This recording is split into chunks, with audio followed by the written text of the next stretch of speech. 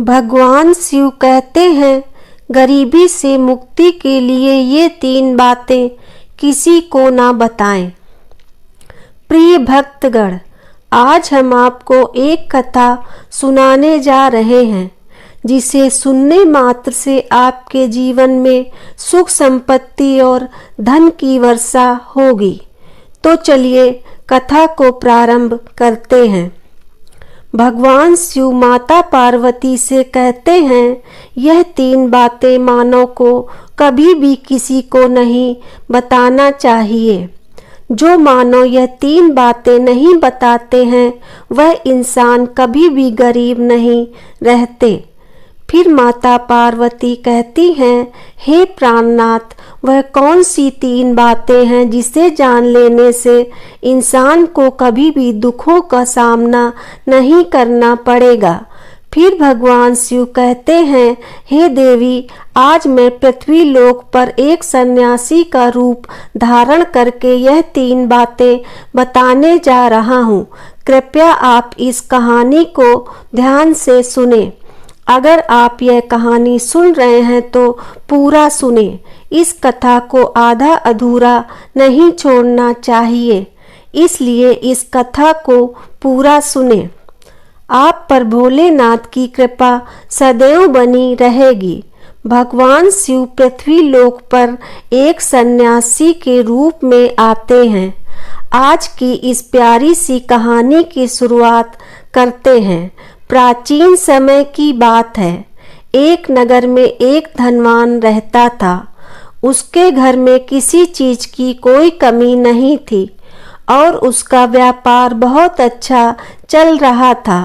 उसकी पत्नी भी बहुत खुश रहती थी क्योंकि सेठ हर महीने उसके लिए नए नए गहने खरीदता था और उसे बहुत प्रसन्न रखता था। सेठ के घर के बगीचे में एक वट वृक्ष था। उस वट वृक्ष के नीचे सन्यासी अपना आसन बिछाकर ध्यान किया करते थे। सेठ और सेठानी दोनों सन्यासी की बहुत सेवा करते थे और उसकी देखभाल करते थे क्योंकि वह सन्यासी कई सालों से उस वट वृक्ष में रह रहे थे।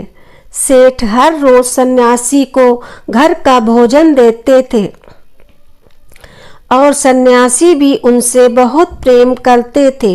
भगवान शिव जो सन्यासी थे वह बहुत खुश थे क्योंकि उन्हें किसी चीज के लिए और कहीं नहीं जाना पड़ता था।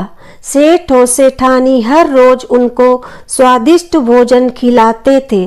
सेठ की पत्नी बहुत ही सरल और भोली स्वभाव की थी। उसकी आदत थी कि वह हर बात बाहर वालों को बता देती थी। एक दिन सेठ की पत्नी ने अपने पति से पूछा, आपका व्यापार कैसा चल रहा है? आप कैसे इतना मुनाफा कमाते हो? अपनी पत्नी का ऐसा सवाल सुनकर सेठ ने सारी बात बता दी। सेठ ने कहा, मैं अनाज का धंधा करता हूँ। मैं चंबल की घाटी से अनाज खरीदता हूँ और उसे महंगे दामों में बेच देता हूँ। अपने पति की यह बात जानकर सेठानी बहुत प्रसन्न हुई। उसने सोचा, मेरे पति तो बहुत ही बुद्धिमान है। यह बात तो सारे नगर वालों को पता होनी चाहिए कि मेरे पति इतने बुद्धिमान हैं और इतना ज़्यादा धन कमाते हैं। और सेठ की पत्नी ने पूरे नगर में यह बात फैला दी कि उनके पति इस तरीके से पैसा कमाते हैं। अब क्या था, नगर के कुछ लोगों को जब यह बात पता चली कि सेठ किस प्रकार धन अर्जित करता है तो वे सभी भी अनाज का धंधा करने लगे और नगर के बहुत से लोग अनाज का व्यापार करने लगे। सेठ जो पहले कम दाम में अनाज खरीदता था, अब वही अनाज महंगे दामों में बिकने लगा था। सेठ का धंधा थोड़ा कम चलने लगा था। उसे मुनाफा नहीं होता और वह धीरे धीरे गरीब होता जाता है। सेठ का पूरा धंधा बैठ जाता है। यह देखकर वह बहुत चिंतित और दुखी हो जाता है। एक दिन की बात है, सेठ अपने व्यापार की परेशानी से तंग आकर बगीचे में बैठा था। तभी भगवान शिव जो सन्यासी थे वह वहां आते हैं और कहते हैं, सेठ जी क्या बात है, आज आप कुछ परेशान लग रहे हैं। तब सेठ बताता है, हे महात्मा, मेरा व्यापार बहुत मंदा चल रहा है, मुनाफा बहुत कम हो गया है। नगर के बहुत से लोगों ने अनाज का धंधा शुरू कर दिया है, जिससे मेरा धंधा बैठता जा रहा है। भगवान शिव जो सन्यासी थे सेठ की बातें सुनकर कहते हैं, सेठ जी क्या आपने किसी को बताया था कि आप किस प्रकार अपना धन अर्जित करते हैं, किस प्रकार आप अपनी जीविका चलाते हैं? तब सेठ कहता है, हाँ संत महात्मा, मैंने अपनी पत्नी को सारी बात बताई थी। वह मुझसे पूछ रही थी कि आप इतना धन कैसे कमाते हैं। तब मैंने उसे बताया था कि मैं अनाज का व्यापार करके धन अर्जित करता हूँ। और सन्यासी को सारी बात समझ में आ जाती है। सन्यासी कहते हैं, सेठ जी आपने बहुत बड़ी गलती कर दी, आपको सेठानी जी से यह बातें नहीं करनी चाहिए थी। आज मैं आपको एक कहानी सुनाता हूँ और इस कहानी के माध्यम से बताऊंगा कि चाहे कितने भी करीबी इंसान हो, यह 3 बातें कभी किसी को नहीं बतानी चाहिए। इससे गरीबी आपके आसपास भी नहीं भटकेगी। अब सन्यासी जो भगवान शिव थे वह अपनी कहानी प्रारंभ करते हैं। सन्यासी कहते हैं, सेठ जी एक समय की बात है, एक नगर में एक गरीब आदमी रहता था। वह इतना गरीब था कि अपने परिवार के लिए ठीक से भोजन भी नहीं जुटा पाता था। फिर सन्यासी कहते हैं, सेठ जी गरीबी मनुष्य के लिए एक अपमान भरा दुख था। बिना धन के घर चलाना बहुत मुश्किल था। फिर सन्यासी आगे कहते हैं, सेठ जी वह गरीब आदमी जैसे के तैसे अपने घर वालों का पेट पाल रहा था। कभी उनको भोजन मिल जाता था तो कभी भूखे पेट ही सोना पड़ता था। एक दिन उस गरीब आदमी की पत्नी ने कहा, हमारे पास तो धन ही नहीं है, सुबह को खा लूं तो शाम की उम्मीद नहीं है, शाम को खा लिया तो सुबह की उम्मीद नहीं है, फिर ऐसे कब तक चलेगा? मैं जैसे तैसे करके घर चला लूंगी, लेकिन आप धन कमाने के लिए प्रदेश चले जाएं। इस प्रकार से हमारे परिवार का गुजारा नहीं चलेगा। मनुष्य के पास चाहे कितना ही धन हो, लेकिन अगर उसके पास कोई काम नहीं है तो वह बेकार होता है। अगर हम कुछ नहीं करेंगे तो अपने बच्चों को कैसे पालेंगे? इससे अच्छा है कि किसी की छोटी मोटी मजदूरी ही कर लें।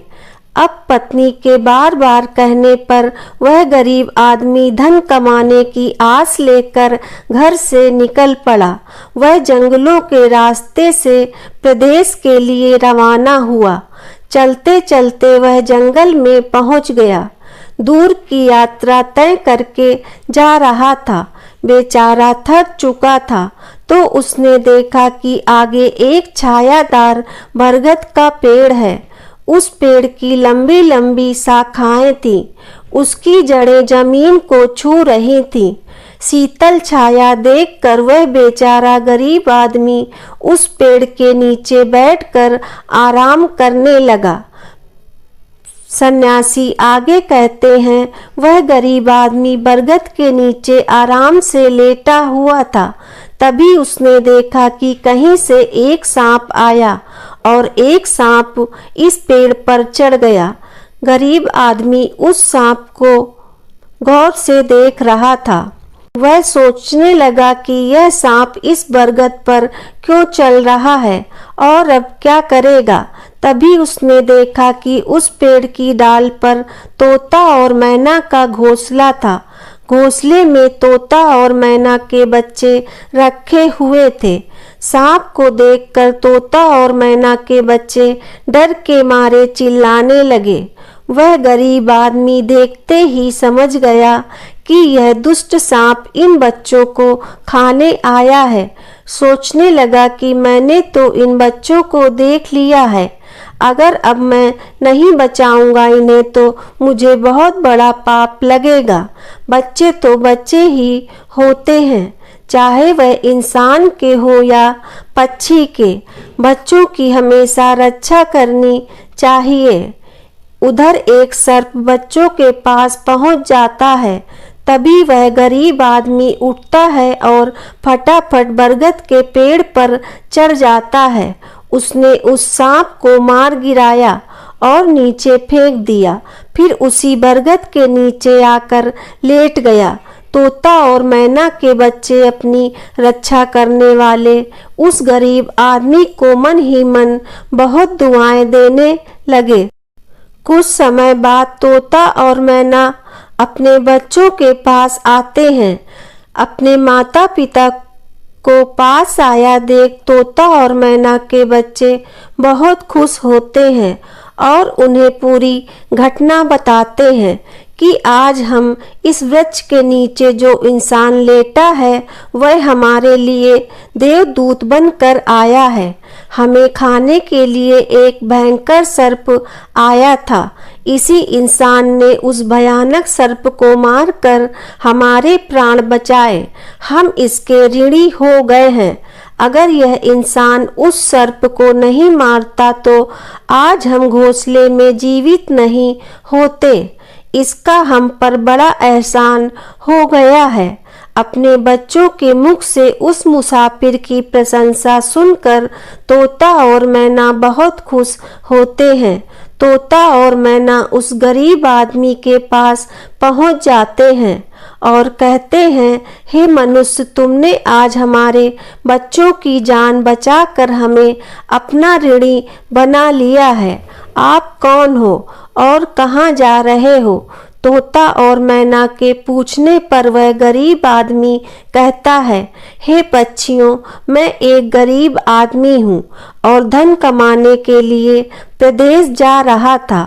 सफर का थका हुआ था तो इस बरगद की छाया में बैठकर आराम करने लगा। तब मैंने देखा कि एक दुष्ट सर्प तुम्हारे बच्चों को खाने के लिए तुम्हारे घोंसले के पास जा रहा था। मैंने उसे मार डाला। फिर तोता और मैना बोले, भाई, तुमने हम पर बहुत बड़ा उपकार किया है। संसार में सबसे बड़ी खुशी बच्चों से होती है। बच्चों से अधिक प्रिय तो किसी को कोई नहीं होता। आप भी तो धन कमाने अपने बच्चों के लिए ही जा रहे हैं। अब आपने हमारे बच्चों की जान बचाई है तो हम आपके बच्चों की भूख मिटाना चाहते हैं। तब उन्होंने बताया, हम दोनों तोता और मैना पक्षी हैं। हम हमेशा कीमती मोती रखते हैं और हमने सुना है कि यह मोती मनुष्यों के लिए बहुत मूल्यवान होते हैं। हम तुम्हें कुछ मोती देते हैं, तुम उन्हें बेचकर बाजार से कुछ खाने पीने का सामान ले आओ और आज से तुम यहीं रहकर हमारे बच्चों की देखभाल करना। हम तुम्हें इसी तरह से रोज यह कीमती मोती लाकर देते रहेंगे। तोता और मैना की बात सुनकर वह गरीब आदमी खुश हो गया। सोचता है कि अगर हमें यही धन मिलेगा तो हम बाहर क्यों जाएंगे। वह आगे कहता है कि सेठ जी, वह गरीब आदमी तोता से कुछ मोती लेकर बाजार गया और अपने खाने पीने का सामान खरीद लाया। उस वृक्ष के नीचे उसने एक झोपड़ी बना ली और वहीं रहने लगा और तोता मैना के बच्चों की देखभाल करने लगा। अब तो तोता और मैना निश्चिंत हो गए। उन्हें उनके बच्चों की रक्षा करने वाला मिल गया था। अब वह निश्चिंत होकर भोजन के लिए सुबह अपने घोंसले से उड़ जाते थे और शाम को लौट कर आते थे। अपने बच्चों को घोंसले में सुरक्षित देखकर वह बहुत खुश होते थे और उस गरीब आदमी का धन्यवाद करते थे और उसे कुछ मोती लाकर देते थे। इस तरह से धीरे धीरे तोता और मैना की नौकरी करते हुए उस गरीब व्यक्ति को 2 महीने बीत गए थे। इधर तोता और मैना के बच्चे भी बड़े हो गए थे। अब उस गरीब आदमी को अपनी पत्नी और बच्चों की याद सताने लगी थी। एक दिन उसने तोता और मैना से कहा कि हम अपने घर जाना चाहते हैं, पता नहीं हमारी पत्नी और बच्चे कैसे हैं। तब तोता और मैना बोले, हे भाई, अब तुम निश्चिंत होकर अपने घर जाओ और अपने बच्चों के साथ रहो। हमारे बच्चे भी अब उड़ने के काबिल हो गए हैं, अब कोई भय नहीं है। तुम अपनी पत्नी और बच्चों को देखो, कभी तुम्हें हमसे मिलने का मन हो तो इसी स्थान पर आ जाना। इतना कहकर तोता और मैना उस गरीब आदमी को ढेर सारी मोती दे देते हैं। अब वह गरीब व्यक्ति उन मोतियों को अपने साथ लेकर अपने घर पहुंच जाता है। उसने वह मोती अपनी पत्नी को दिखाए तो उसकी पत्नी बहुत प्रसन्न हुई। उसने पूछा, पति देव, तुम यह कीमती मोती कहाँ से लेकर आए हो? तब उस आदमी ने बताया, हे प्यारी, मैं बीते 2 महीने से एक तोता और मैना की नौकरी कर रहा था। उन्होंने मुझे यह कीमती मोती दिए हैं। यह मोती बहुत कीमती और अनमोल हैं। इन्हें बेचकर हम अपना घर और बड़ा करवाएंगे, अपने बच्चों को अच्छे वस्त्र लाकर देंगे और तुम्हारे लिए भी नए नए गहने और कपड़े बनवाएंगे।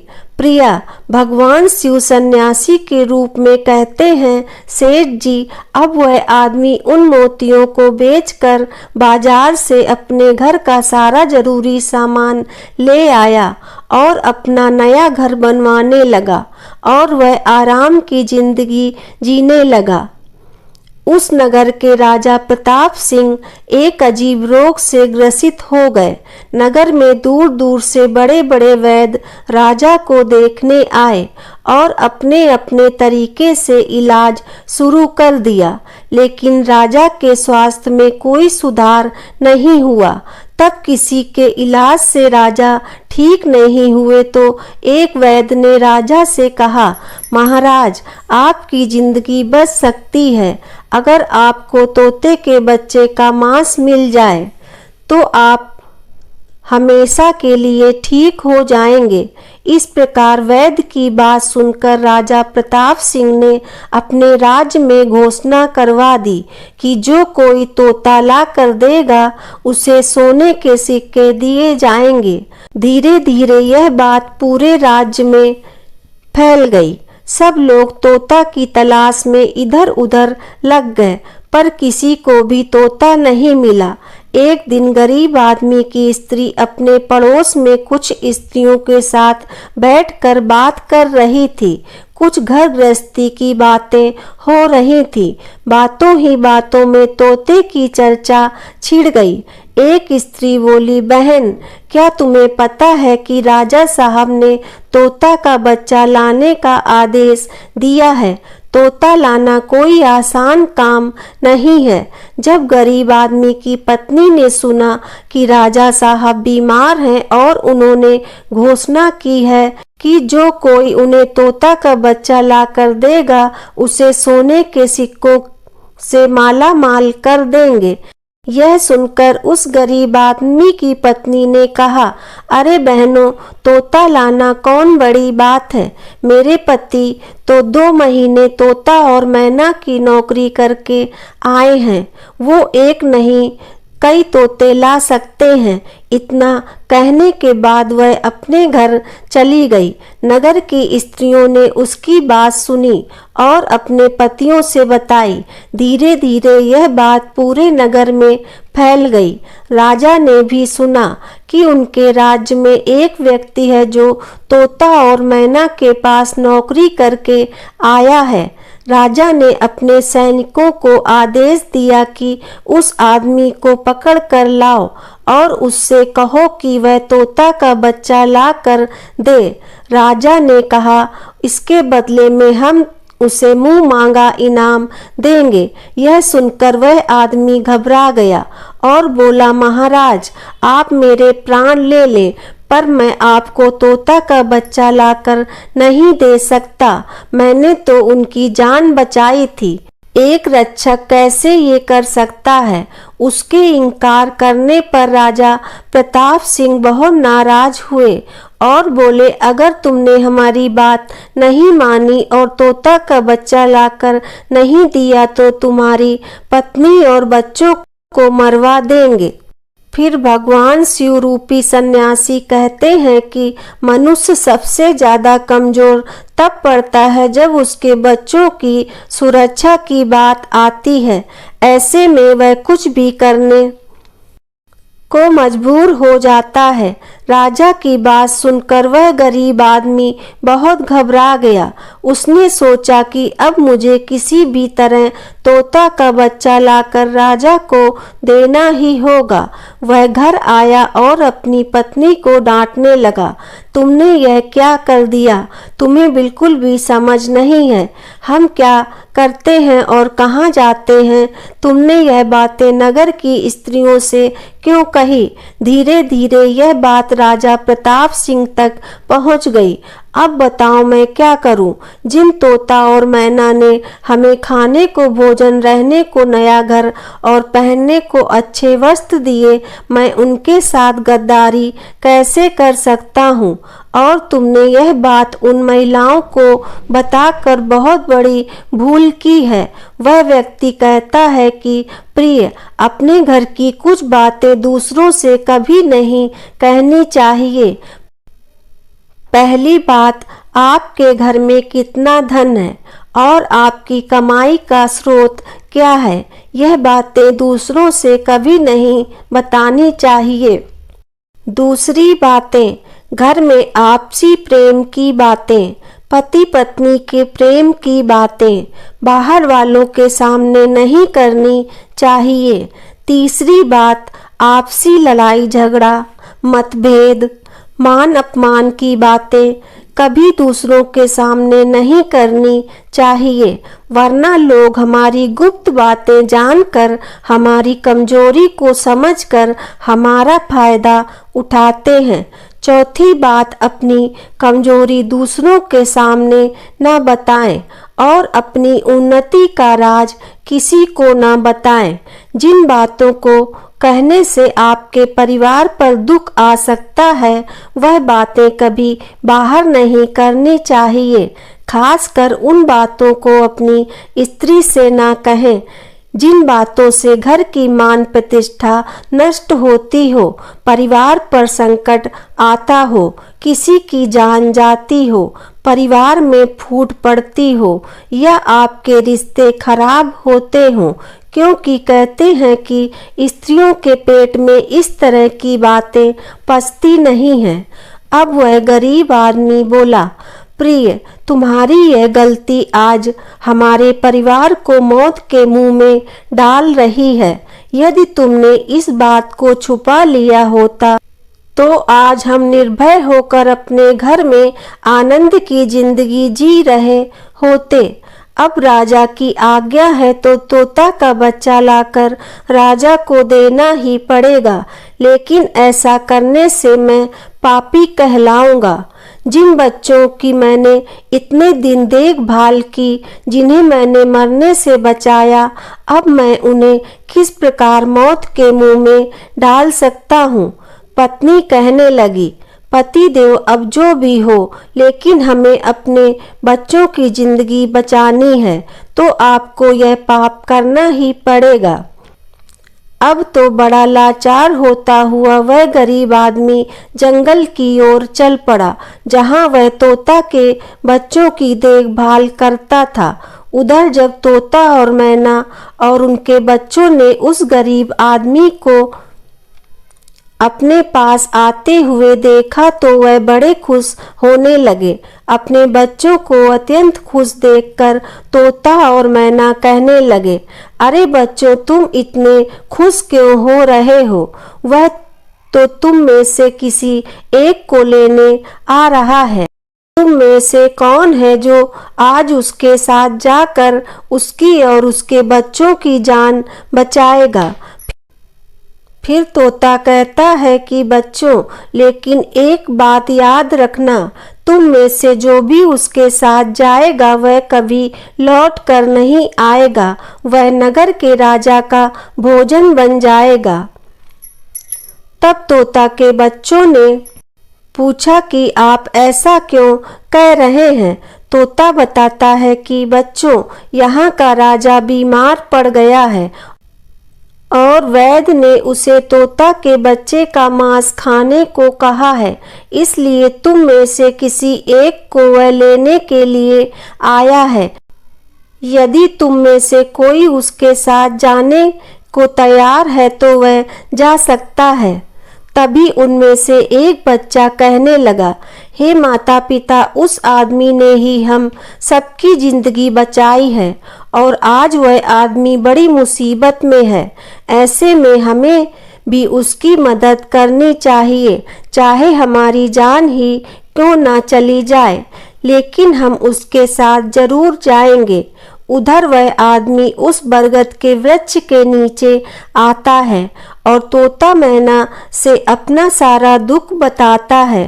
तब तोता मैना कहते हैं, हे भाई, तुम चिंता ना करो, हमारे बच्चे तुम्हारे साथ जाने के लिए तैयार हैं, तुम इनमें से किसी एक को ले जाओ। अब वह गरीब आदमी उनमें से एक तोता के बच्चे को लेकर लौट जाता है और राजा को ले जाकर दे देता है। राजा उस तोते के बच्चे को एक पिंजरे में बंद करता है और अपने नौकर को रखने के लिए कहता है। राजा कहता है कि हम इसे सुबह निकालेंगे और फिर इसके मांस को खा जाएंगे। अब क्या होता है कि राजा प्रताप सिंह का एक बेटा था जो पशु पक्षियों से बहुत प्रेम करता था। उसे यह नहीं पता था कि यह तोता उसके पिता के खाने के लिए लाया गया है। वह अपने मित्रों के साथ उसी जगह पर खेल रहा था जहां तोते का बच्चा पिंजरे में कैद था। राजकुमार ने जब एक सुंदर तोते को पिंजरे में बंद देखा तो वह उसके साथ खेलने लगा। तभी राजकुमार का एक मित्र कहता है, मित्र, तुम इस पक्षी को बाहर निकालो, यह कितना सुंदर तोता है, पिंजरे में इसका रहना बिल्कुल सही नहीं है, हम इसे आजाद कर देते हैं। अपने मित्र की बातें सुनने के बाद राजकुमार ने उस तोते के बच्चे को पिंजरे से बाहर निकाल दिया। जैसे ही वह पिंजरा खोला, तोता का बच्चा आकाश में उड़ जाता है। धीरे धीरे यह बात राजा तक पहुंची कि आपके राजकुमार ने उस तोते को छोड़ दिया। अब आपके प्राण बचाना बहुत ही मुश्किल है। यह सुनकर राजा को बहुत गुस्सा आया। उन्होंने तुरंत राजकुमार को बुलाया और गुस्से में कहा, अरे नादान पुत्र, तूने उस तोते के बच्चे को क्यों छोड़ दिया? राजकुमार बहुत घबरा गया और बोला, पिताजी, मुझे क्या पता था कि वह उड़ जाएगा, मैं तो उसके साथ खेलना चाहता था। अपने पुत्र की बात सुनकर राजा को और भी गुस्सा आया। उन्होंने उसे नगर से निकालने का आदेश दे दिया। अब राजा के सैनिक राजकुमार को नगर की सीमा के बाहर छोड़ देते हैं। उधर वह तोते का बच्चा अपने माता पिता के पास पहुंचता है और उन्हें सारी बात बताता है कि राजा के बेटे ने उसे आजाद कर दिया है। तोता और मैना ने जब अपने बच्चों को देखा तो कहा, पुत्र, राजा के बेटे ने तुम्हें तो आजाद कर दिया, लेकिन वह खुद संकट में फंस गया है। उसके दुष्ट पिता ने उसे नगर से बाहर निकाल दिया है। अब उसकी जिंदगी की जिम्मेदारी तुम्हारे ऊपर है। तुम जाओ और उसकी मदद करो। तोता राजकुमार की मदद करने के लिए उसके पास पहुंच जाता है। राजकुमार उसे देखते ही पहचान लेते हैं, यह तो वही पक्षी है जिसे मैंने पिंजरे से आज़ाद किया था।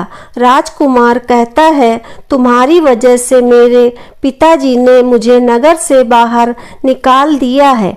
अब तुम ही बताओ मैं क्या करूं, कहाँ जाऊं? तोता कहता है, मित्र तुम चिंता मत करो, तुमने मेरी जान बचाई है, इसलिए मैं तुम्हारी मदद करने आया हूँ। दुख हो या सुख अब मैं तुम्हारे साथ ही रहूंगा। अब राजकुमार खुश हो जाता है क्योंकि उसे कम से कम एक साथी तो मिल ही गया था। अब तोता और राजकुमार दोनों एक दूसरे नगर में घूमने लगते हैं। चलते चलते दोनों एक सुंदर बगीचे में पहुंच जाते हैं। इस बगीचे में वहां के राजा की पुत्री भी अपनी सहेलियों के साथ घूमने आया करती थी। उस राज्य के राजा की कन्या का नाम रूपमती था। राजकुमारी रूपमती बहुत ही सुंदर थी और उसकी खूबसूरती की चर्चा पूरे नगर में होती थी। राजकुमार और तोता उस बगीचे में बैठे हुए थे। तभी वहां राजा की कन्या रूपमती अपनी सहेलियों के साथ बगीचे में घूमने आती है। राजकुमारी को देख राजकुमार वृक्ष के पीछे छुप जाता है और तोता राजकुमारी के सामने पहुंच जाता है। राजकुमारी उस सुंदर तोते को देखकर मोहित हो जाती हैं। वह उसे पकड़ना चाहती हैं, लेकिन तोता उनकी पकड़ में नहीं आता। यहाँ राजकुमार राजकुमारी रूपवती की सुंदरता पर मोहित हो जाता है। कुछ समय बगीचे में टहलने के बाद राजकुमारी अपने महल में लौट जाती हैं। राजकुमार पूरी तरह से राजकुमारी पर मोहित हो गया था। अब तो उसे एक पल भी अच्छा नहीं लग रहा था। तब तोते ने कहा, मित्र तुम चिंता मत करो, तुम जिसे चाहने लगे हो मैं तुम्हें उससे मिलवा दूंगा। राजकुमार बोला, मित्र तुम मुझे किसी भी तरह उस राजकुमारी से मिला दो, मैं उसके बिना अब नहीं रह पाऊंगा। तोता बोला, मित्र तुम मुझ पर भरोसा रखो, मैं पता लगा कर आता हूँ कि राजकुमारी कहाँ रहती है और तुम उससे कैसे मिल सकते हो। अब तोता राजकुमारी रूपवती के पास जाता है। राजकुमारी के महल में चारों तरफ सैनिक तैनात थे, लेकिन तोता उड़ता हुआ ऊपर से जाता है और जाकर राजकुमारी के कक्ष के बाहर बैठ जाता है। तोता वहां से सब नजारा देख रहा है और सारी बात आकर राजकुमार को बताता है कि महल में जाकर राजकुमारी से मिलना बहुत मुश्किल है। तोता कहता है, तुम एक काम करो, अपना रुमाल मुझे दे दो, मैं तुम्हारा रुमाल आज राजकुमारी के पास पहुंचा दूंगा और उसकी चुनरी ले आऊंगा। अब रात में तोता राजकुमार का रुमाल लेकर राजकुमारी के पास रख आता है और राजकुमारी की चुनरी साथ ले आता है। सुबह जब राजकुमारी रूपमती जागती हैं तो देखती हैं कि उनकी चुनरी गायब है और उसके पास ही कमल रखा हुआ है। राजकुमारी तुरंत समझ जाती है कि रात में कोई पुरुष उसके कक्ष में आया था। उसने देखा कि उसकी चुनरी गायब है और उसकी जगह किसी पुरुष का रुमाल रखा हुआ है। राजकुमारी बहुत व्याकुल हो जाती हैं और अपने सभी सिपाहियों को सावधान कर देती हैं। वह सिपाहियों से पूछती हैं कि रात में उसके पास कौन आया था, लेकिन किसी के पास कोई जवाब नहीं होता। अब राजकुमारी के कक्ष की सुरक्षा और भी बढ़ा दी जाती है। रात में फिर से तोता राजकुमारी के कक्ष में आता है और अपने मित्र द्वारा लिखी हुई चिट्ठी को राजकुमारी के पास रख आता है। अगले दिन जब राजकुमारी जागती हैं और चिट्ठी पढ़ती हैं तो उसमें लिखा होता है कि राजकुमारी, मैंने जब से तुम्हें देखा है तब से मैं तुम्हारा हो गया हूँ। मैं तुमसे विवाह करना चाहता हूँ। अगर तुम्हें मुझसे मिलना है तो तुम अपने बगीचे में आ जाना, मैं तुम्हें वहाँ मिल जाऊँगा। रात में फिर से तोता राजकुमारी के कक्ष में जाता है और अपने मित्र द्वारा लिखी हुई चिट्ठी को राजकुमारी के पास रख आता है। अगले दिन जब राजकुमारी जागती है और चिट्ठी पढ़ती है तो उसमें लिखा होता है कि राजकुमारी, मैंने जब से तुम्हें देखा है तब से मैं तुम्हारा हो गया हूँ। मैं तुमसे विवाह करना चाहता हूँ। अगर तुम्हें मुझसे मिलना है तो तुम अपने बगीचे में आ जाना, मैं तुम्हें वहाँ मिल जाऊँगा। अब राजकुमारी अपनी सहेलियों को लेकर बगीचे में जाती है, लेकिन वहाँ उसे कोई पुरुष नजर नहीं आता। वहाँ तो सिर्फ वही तोता घूम रहा होता है जिसे उसने उस दिन देखा था।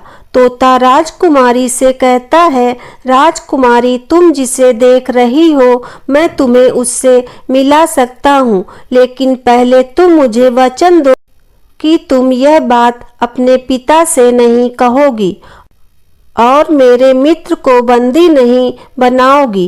राजकुमारी ने वचन दिया कि वह उसे बंदी नहीं बनाएंगी।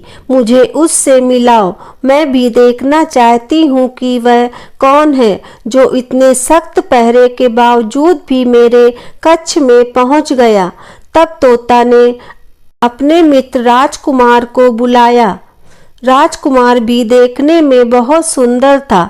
उसकी सूरत देखकर राजकुमारी भी उस पर मोहित हो गई।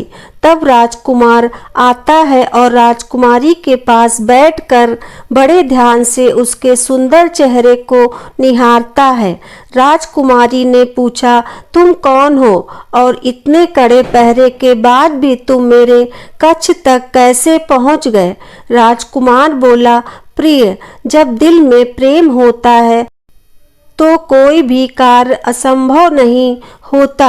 जब से मैंने तुम्हें देखा है तब से मैं तुम्हें प्रेम करने लगा हूँ और तुमसे विवाह करने की इच्छा रखता हूँ। जब राजकुमारी ने पूछा कि तुम कौन हो और कहाँ से आए हो, तब राजकुमार ने अपनी पूरी कहानी उसे सुनाई। राजकुमार की कहानी सुनने के बाद राजकुमारी के मन में उसके लिए सहानुभूति हो गई। अब तो रोजाना राजकुमारी रूपमती उस राजकुमार से मिलने उस बगीचे में आया करती थी। एक दिन राजकुमारी ने कहा, राजकुमार, मेरे पिता तुम्हारे साथ मेरा विवाह कभी नहीं करेंगे, इसीलिए मैं तुम्हारे साथ भाग चलती हूँ और कहीं दूसरी जगह चलकर हम अपना विवाह कर लेंगे और आनंद पूर्वक रहेंगे। अब वही होता है।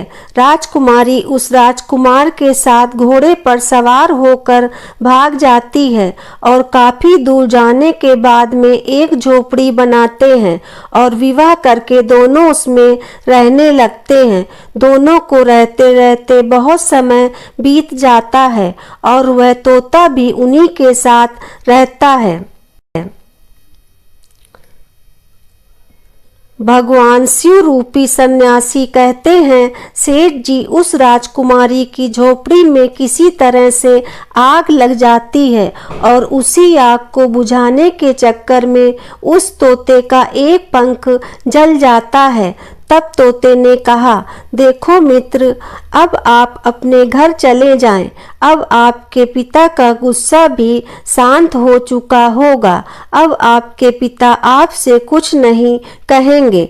जब वह आपको अपनी बहू के साथ देखेंगे तो वह आपको माफ कर देंगे। मेरा तो एक पंख जल गया है, मैं उड़ नहीं सकता, इसलिए मैं कुछ दिन यहीं रहकर अपने पंख का इंतजार करता हूँ। जब मेरा पंख दोबारा उठ जाएगा तो मैं आपसे मिलने के लिए जरूर आऊँगा। इस प्रकार से वह दोनों राजकुमार और उसकी पत्नी अपने घर के लिए चल देते हैं। चलते चलते रास्ते में एक नदी पड़ती है। उस नदी पर एक नाविक नाव चलाता था। राजकुमार अपनी पत्नी को लेकर नाव में बैठ जाता है। जैसे ही नाव नदी के बीच में पहुंचती है तो राजकुमार देखता है कि एक चूहा बार बार नाव पर चढ़कर आता है, लेकिन वह नाविक उसे हटाकर नदी में गिरा देता है। कई बार उस चूहे को नाविक हटा देता था, पर राजकुमार कहने लगा, अरे यह बेचारा इस प्रकार से तो जल में डूबकर मर जाएगा। यह अपने प्राणों की रक्षा करने के लिए इस नाव पर चढ़ रहा है, इसे चढ़ जाने दो। जब राजकुमार ने नाविक से कहा कि आप इस चूहे को चढ़ जाने दो, तो राजकुमार के कहने पर उस नाविक ने उस चूहे को अपनी नाव पर चढ़ जाने दिया। जैसे ही चूहा नाव के अंदर गया, वह अंदर जाकर छुप गया। थोड़ी देर बाद उन्होंने देखा कि नाव के अंदर धीरे धीरे पानी आने लगा। इस चूहे ने नाव को काटकर उसमें छेद कर दिया था, जिससे नाव में पानी भरने लगा। जब नाव में पानी बढ़ने लगा तो नाव पानी में डूबने लगी। धीरे धीरे जब नाव पूरी तरह डूब गई तो इस समय राजकुमारी और राजकुमार पानी में बहने लगे। पानी में बहने से राजकुमार बहुत दूर पहुंच गया और राजकुमारी भी उसी पानी में बहती हुई राजा के बगीचे में जा पहुंची। बगीचे में रहने वाला मंत्री जब राजकुमारी को बेहोश अवस्था में नदी के किनारे पड़ा देखता है तो वह जाकर राजा को यह खबर देता है। राजा जब सुंदर लड़की को देखता है तो वह उस पर मोहित हो जाता है और सुंदर राजकुमारी को देखकर उसे अपने महल में ले आता है और राजवैद्य से उसका इलाज करवाता है। कुछ दिन बीतने के बाद जब राजकुमारी ठीक हो जाती है तो एक दिन वह देखती है कि राजा उसके करीब खड़ा है। राजा ने पहले ही राजकुमारी रूपमती के चेहरे को निहार रखा था। अब वह राजकुमारी से विवाह करना चाहता था। राजा कहने लगा, हे राजकुमारी, तुम्हारा भी इस दुनिया में कोई नहीं है।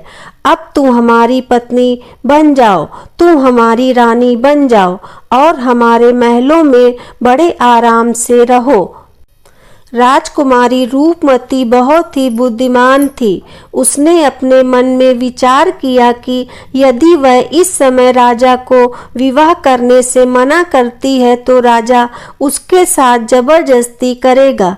इसलिए उसने राजा से कुछ दिनों के लिए समय मांग लिया।